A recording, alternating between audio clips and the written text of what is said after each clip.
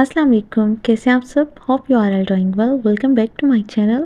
जी तो my YouTube family, आज मैं आपके साथ कीमे के नान की बहुत ही मज़े की रेसिपी शेयर कर रही हूँ। दो तरीके आपके साथ शेयर करूँगी, पहला और दूसरा। पहला तरीका ओवन का है और दूसरा तरीका तो बहुत ही आसान, और हर किसी के घर में ओवन अवेलेबल नहीं होता, तो ओवन के बगैर मैं किस तरह से नान बनाऊंगी ये आपके साथ शेयर करूंगी। और इसके लिए हमें बड़े बड़े पतीले रखने की ज़रूरत नहीं है, हम पैन में ही बनाएंगे या आप तवे पे भी बना सकेंगे। मैं किस तरह से बनाऊंगी आज आपके साथ शेयर करूंगी। वीडियो को स्किप बिल्कुल नहीं करना, पूरा देखना है। चलिए जी स्टार्ट करते हैं। बिस्मिल्लाहिर्रहमानिर्रहीम। यहाँ मैंने लिया है तकरीबन 1 कप मिल्क, और ये मैंने अंदाजे से लिया है। और इसके बाद जी मैंने यहाँ पे ऐड कर दिया है 1 एग, और मिल्क और एग को मैं अच्छे से मिक्स कर दूँगी। मिक्स करके मैं इसको एक साइड पे कर दूँगी। और अब मैंने लिया है आधा किलो मैदा, इसको मैंने अच्छे से छान लिया था और एक खुले से बर्तन में मैंने ऐड कर दिया है। और इसके बाद जी मैं यहाँ पे ऐड कर दूँगी तकरीबन 1 टीस्पून नमक, और इसके बाद मैं ऐड कर दूँगी 2 टीस्पून शुगर ऐड कर दूँगी। और अब यहाँ पे मैं ऐड करूँगी ईस्ट। ये ईस्ट खमीर है और ये आसानी से बाज़ार में मिल जाता है। ये मैंने इसमें इतनी ऐड कर दी है, और इस साशे में से मैंने सिर्फ इसमें से 1 टीस्पून बचाया है। ये आप देख सकते हैं, सिर्फ इतनी सी मैंने बचाई है और बाकी मैंने सारी ऐड कर दी थी। और अब मैं यहाँ पे ऐड कर दूँगी 3 टीस्पून ऑयल। ऑयल ऐड करने के बाद मैं यहाँ पे ऐड कर दूँगी तकरीबन 1 टीस्पून ज़ीरा। और अब मैं इन सब चीज़ों को अच्छे से मिक्स कर दूँगी। मिक्स करने के बाद अब मैं यहाँ पे तकरीबन हाफ़ कप में यहाँ पे दही का ऐड कर दूँगी। दही से नान बहुत सॉफ्ट बनते हैं और फ्लफ़ी भी होते हैं। अब जो लिक्विड हमने एग और मिल्क के साथ रेडी किया था, इसको मैं इसी मटेरियल में ऐड कर दूँगी, और इस तरह से मैं इसकी मिक्सिंग कर दूँगी। मतलब अब मैं इसी लिक्विड को ऐड करते हुए इस डो को इकट्ठा कर लूँगी और फिर इसकी नीडिंग स्टार्ट कर दूँगी। नीडिंग करते हुए अगर लिक्विड ख़त्म हो जाए और मैदा अभी ड्राई रहता हो, तो आप इसमें पानी या मिल्क का भी यूज़ कर सकते हैं। इस तरह से मैंने अब इसकी नीडिंग बहुत अच्छी तरह से कर ली है। इसकी नीडिंग कोई ज़्यादा मुश्किल नहीं है। इस डो को बिल्कुल आम रोटियां बनाने वाला जो आटा होता है, सेम उसी तरह मैंने इसकी नीडिंग की है। और फिर इस तरह से मैंने इस डो को एक बर्तन में शिफ्ट कर दिया है और इसको ऑयल से ग्रीस भी कर दिया है, और इसको कवर करके रख दूँगी। गर्मियाँ हैं इसलिए 30 मिनट के अंदर अंदर ये डो राइज़ हो जाएगी और इसका ज़्यादा वेट भी नहीं करना पड़ेगा। और इस तरह से मैंने अब इसको कवर कर दिया है और 30 मिनट के लिए इसको साइड पे कर दिया है। जब तक डो राइज़ होती है तब तक हम कीमे की फिलिंग तैयार कर लेते हैं। कल आपके साथ चपली कबाब की रेसिपी शेयर की थी, ये वही कीमा है। इसमें सब मसाले ऐड हैं। आमतौर पे हम जब कीमा रेडी करते हैं तो उसमें हर मसाला हर चीज़ ऐड कर देते हैं, बस ये थोड़ा सा बारीक कीमा है और इसमें टमाटर भी ऐड हैं, और इसका मटेरियल बहुत ही मज़े का बना था, और इसलिए मैंने सोचा मैं इसी से कीमे के नान तैयार कर लूँगी। मैं इस कीमे को अच्छे से कुक करूँगी। कीमे को पकाकर नान लगवाने से बहुत ही मज़े के तैयार होते हैं। कुछ लोग इसी तरह कच्चे कीमे से भी नान लगवाते हैं। आप चाहें तो इसी तरह कच्चे कीमे से भी नान तैयार कर सकते हैं, लेकिन मैं इस कीमे को अच्छे से कुक करूंगी। यहाँ पे मैंने तकरीबन 1.5 टीस्पून तक ऑयल ऐड कर दिया है और इसमें मैं कीमा ऐड कर दूंगी। कीमे में तमाम मसाले ऐड हैं और ये अच्छे से मैरिनेट हो चुका है, इसलिए इसको गलने में भी ज़्यादा टाइम नहीं लगेगा, चंद मिनट ही लगेंगे, तकरीबन 7 से 8 मिनट ही लगेंगे इसको कुक होने में। अब मैंने कीमे को अच्छे से खोल दिया है और मैंने इसमें मज़ीद नमक भी ऐड किया है तकरीबन 1 टीस्पून, और तकरीबन 1 चम्मच ही मैंने इसमें पिसी हुई लाल मिर्च ऐड की है, और हाफ़ टीस्पून तक मैंने यहाँ पे हल्दी भी शामिल कर दी है। मैंने इसमें मज़ीद मसाले इसलिए ऐड किए हैं क्योंकि मुझे नान तैयार करने थे।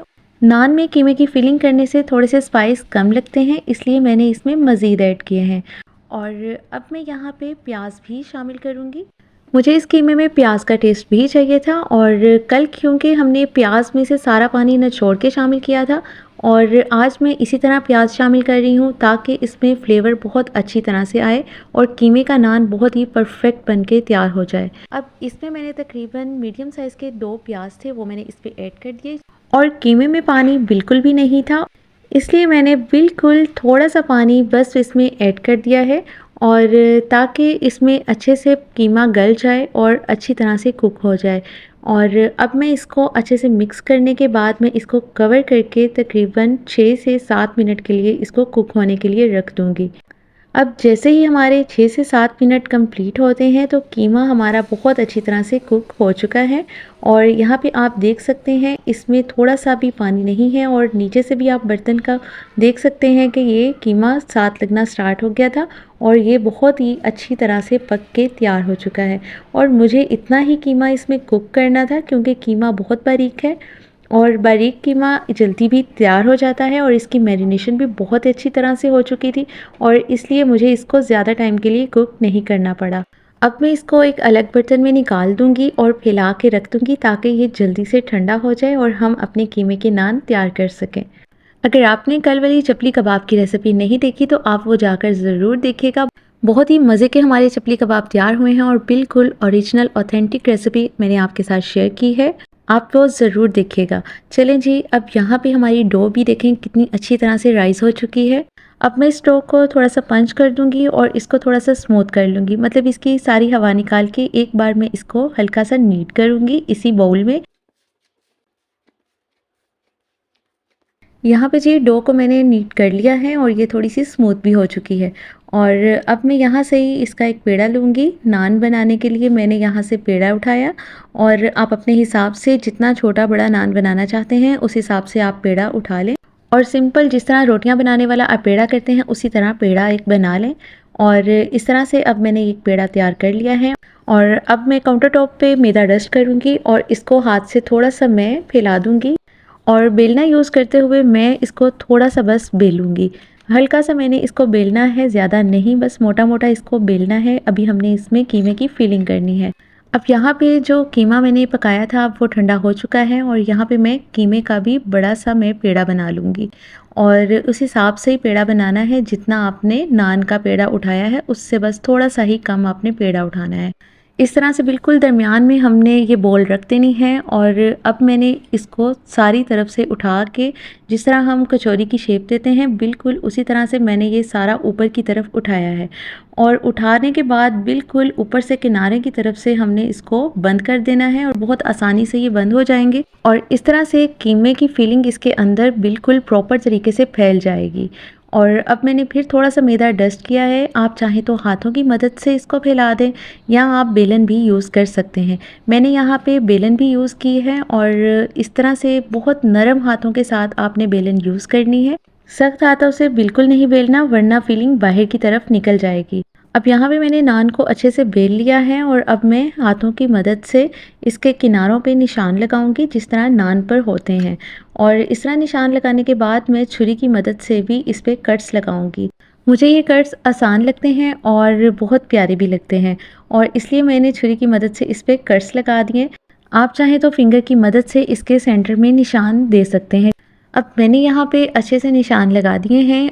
अब पहले तरीके से मैं आपको बताऊंगी कि मैं इसको कुक किस तरह से करती हूँ।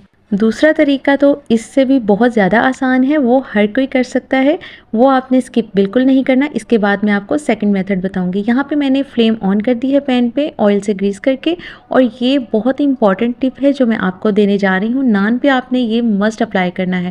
दही को मैंने इस पर ब्रश कर दिया है और यहाँ पे flame medium to low flame मैंने ऑन कर दी है और यहाँ पे जी दही लगाने के बाद मैं यहाँ पे तिल इस पर स्प्रिंकल कर रही हूँ और इस तरह से आप नान पे ब्लैक और वाइट तिल अपनी मर्ज़ी से इस पर ऐड कर सकते हैं। और यहाँ पे मैं स्पैचुला की मदद से थोड़ा सा मैं पुश कर रही हूँ ताकि तिल इस पर अच्छे से सेटल हो जाएं।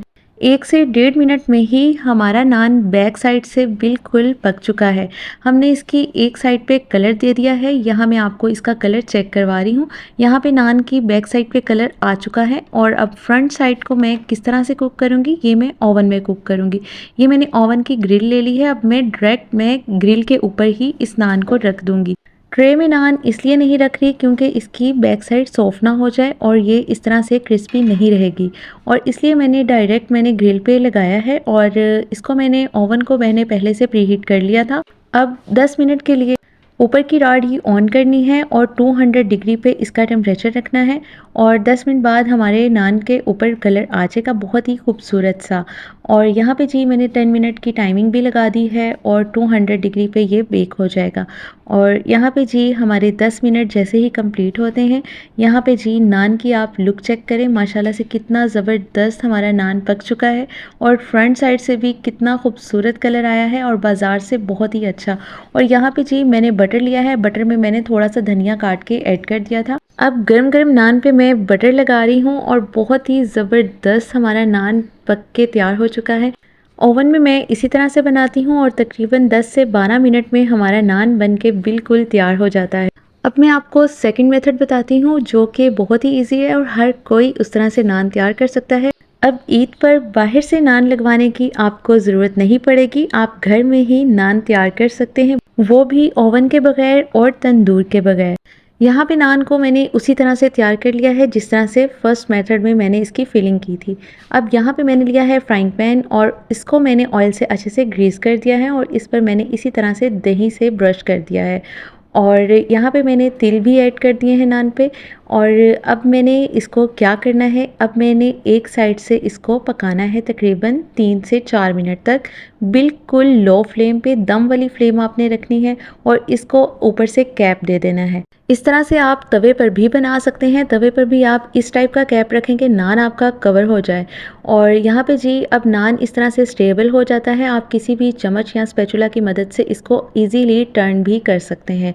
और यहाँ पे जी इसी तरह 4 मिनट तक मैंने इसको दूसरी साइड से भी पकाना है। 4 मिनट कह लें या जब तक इस पर कलर नहीं आ जाता, लो फ्लेम पे आप इसको कुक करें और जब तक कलर अच्छा नहीं आता तब तक आपने इसको कुक करना है। यहाँ पे देखें दोनों साइड से बहुत ही मज़े का कलर आ चुका है। ये नान मैंने फ्राई पैन में तैयार किया है और इसी तरह मैं इस पर बटर और धनिए का इस पर ब्रश कर दूंगी जिससे इसकी खूबसूरती मज़ीद बढ़ जाएगी।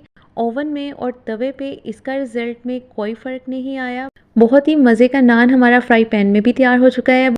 अब हर कोई घर में नान तैयार कर सकता है और बाहर से नान लगवाने की कोई ज़रूरत नहीं। बिल्कुल हाइजीनिक तरीके से आप घर में नान तैयार करें और ख़ुद भी खाएं, बच्चों को भी खिलाएं और सबको खुश कर दें।